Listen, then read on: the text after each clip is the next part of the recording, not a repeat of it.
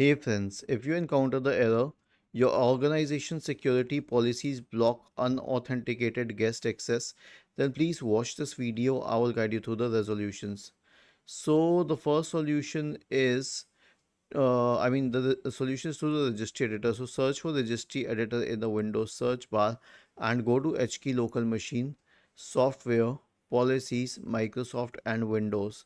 Now in the right pane, we will create a key named LANman workstation. So simply right click on Windows, select new key LANman workstation.